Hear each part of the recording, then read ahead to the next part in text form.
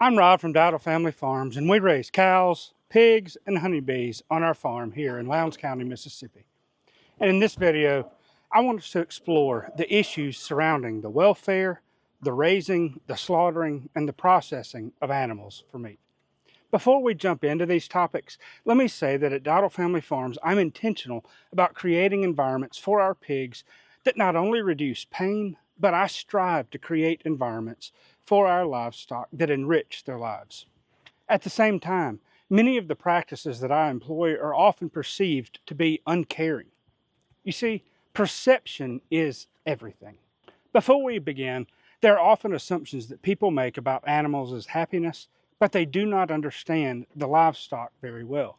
These perceptions may make some practices look better and other practices look worse. Now, there are a lot of chronic abuses that occur in livestock husbandry, and some of them are obvious. While factory farms receive a lot of flack for animal welfare reasons, I have witnessed equally horrible conditions on small farms and backyard-fed pigs.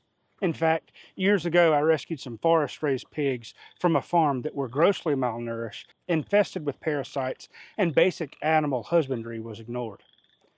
Some people who are unfamiliar with specific livestock species will see things that they think are horrible, but they may very well be good practices. For example, when we wean our small pigs, we pick them up by the back legs and then support their chest. And we do it very quickly.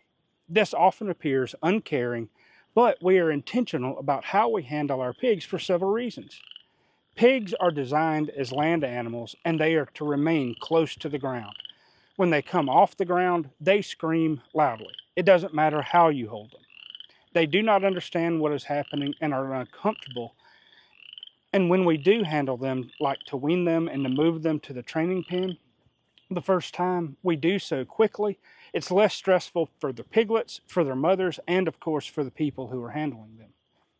And indeed, animal rights activists will often exploit this and show videos of workers picking up pigs by their back legs with the sounds of the pigs screaming.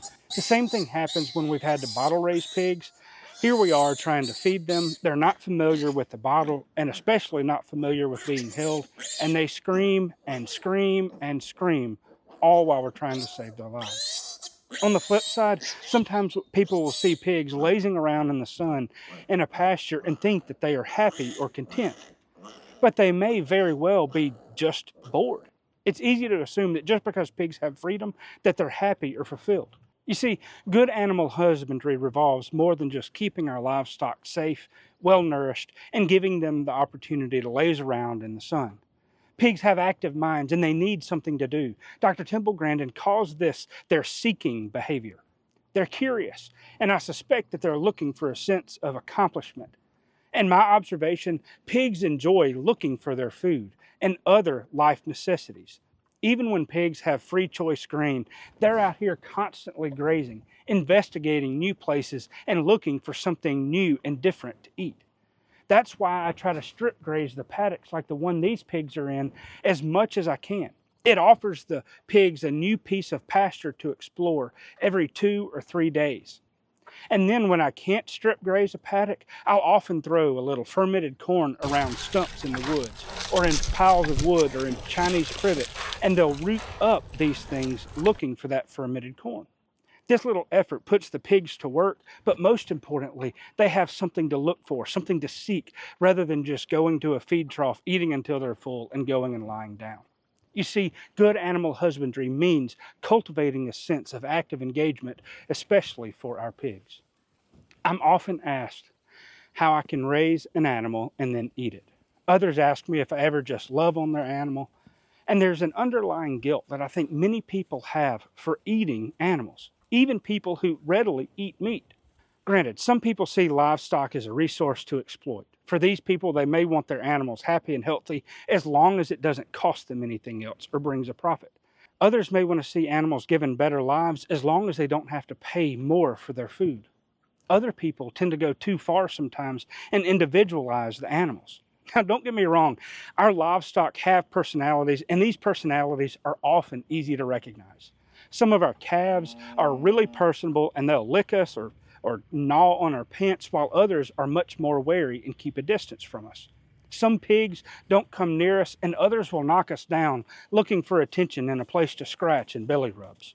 Some individual animals are incredibly smart, and some of them are incredibly dumb. The problem is that people individualize the animals so much that we forget that each species or each group as a whole has a purpose. On our farm, our livestock play an important role in managing these ecosystems that we rely on for production. Our honeybees help pollinate crops. Our cows graze the more coarse forages like grass, prompting the new grass to regrow.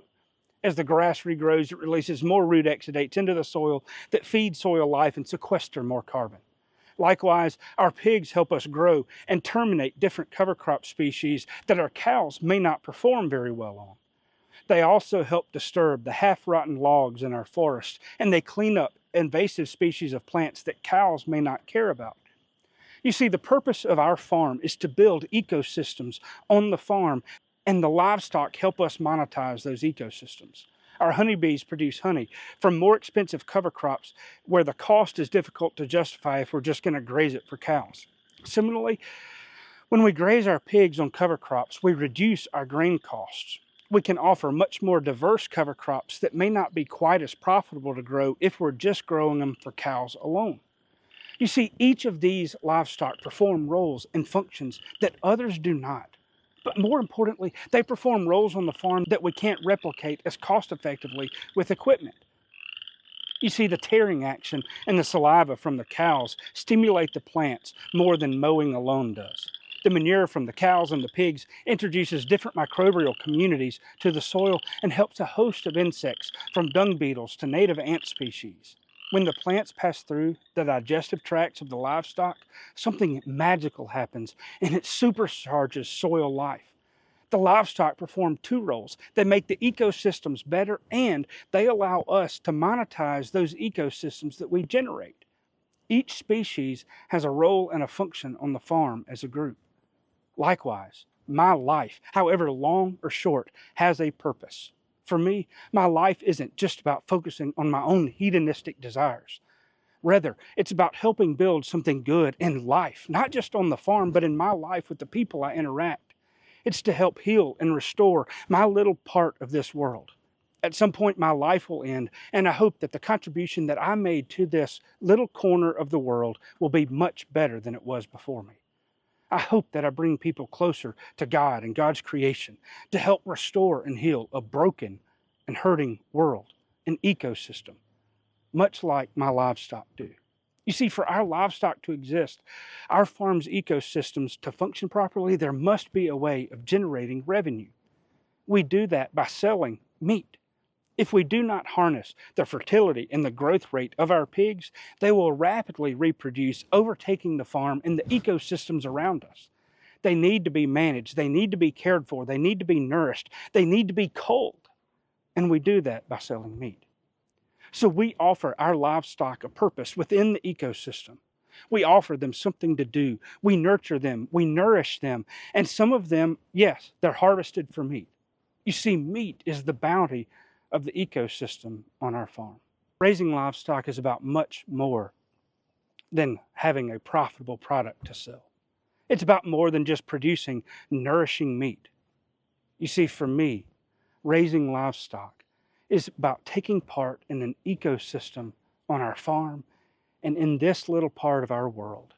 And because of that, I try to see beyond the little picture and see that there's a bigger purpose for our livestock species, but also for my life as well.